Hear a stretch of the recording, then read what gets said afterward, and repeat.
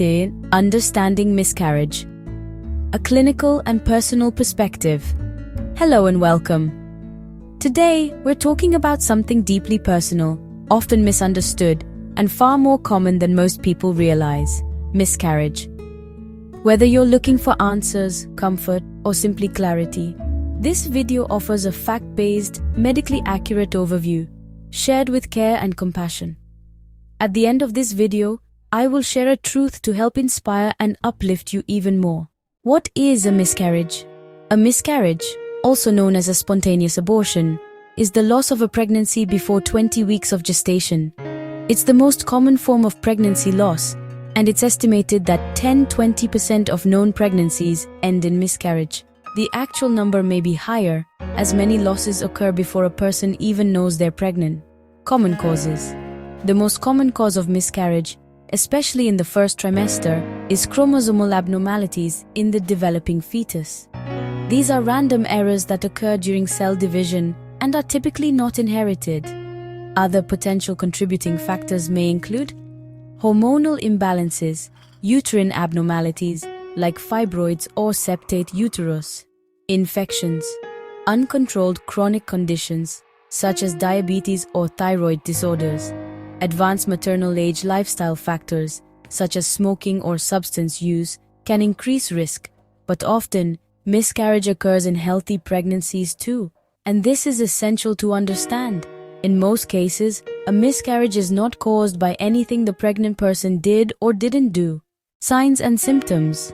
Typical symptoms of miscarriage can include vaginal bleeding or spotting, cramping or abdominal pain, the passing of tissue or clots, a sudden decrease in pregnancy symptoms like nausea or breast tenderness. However, some miscarriages have no symptoms at all and may only be detected during a routine ultrasound. These are known as missed miscarriages. If you're experiencing any concerning symptoms, it's important to contact your healthcare provider. Medical management options. If a miscarriage occurs, management may include expectant management, allowing the body to complete the miscarriage naturally.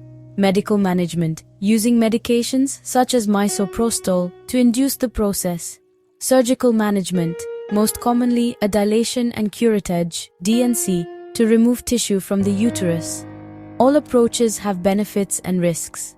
The right choice depends on your personal situation and your doctor's recommendations. Emotional impact and support.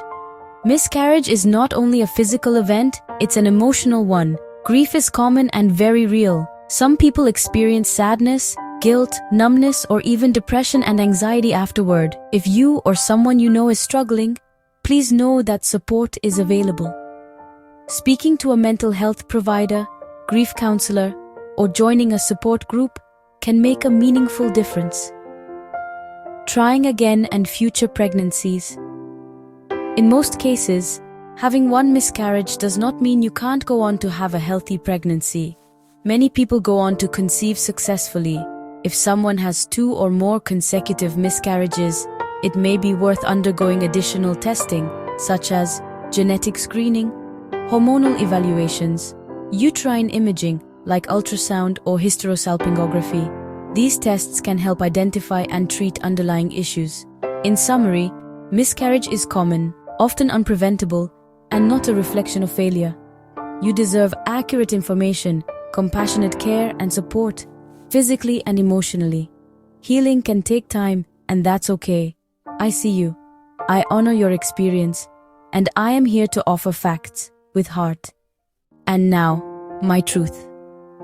In January of 2023, I experienced an early pregnancy loss. After years of trying, I was finally pregnant. And that moment, it felt like light after a very long tunnel. At the first ultrasound, the fetus was measuring smaller than expected. The heartbeat was faint, barely visible. I was told to come back in 2 weeks.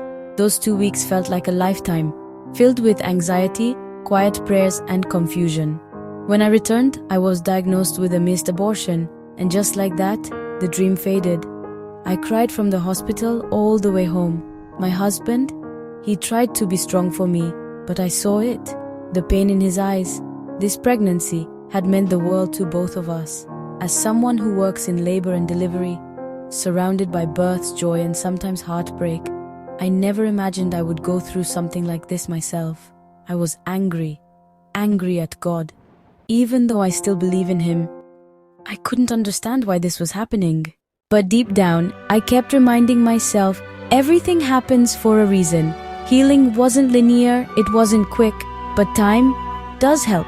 Now, from the perspective of a clinician, someone who cares for women during pregnancy and childbirth, I have a difficult truth to admit. While no loss is easy, I would rather endure an early pregnancy loss than carry a child for 40 weeks, only to lose them at birth, or watch them suffer through a life filled with pain and complications.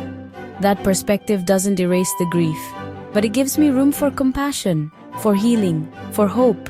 Thank you for watching. If this video helped, please consider sharing it with someone who may need it, and don't forget to like and subscribe to my channel.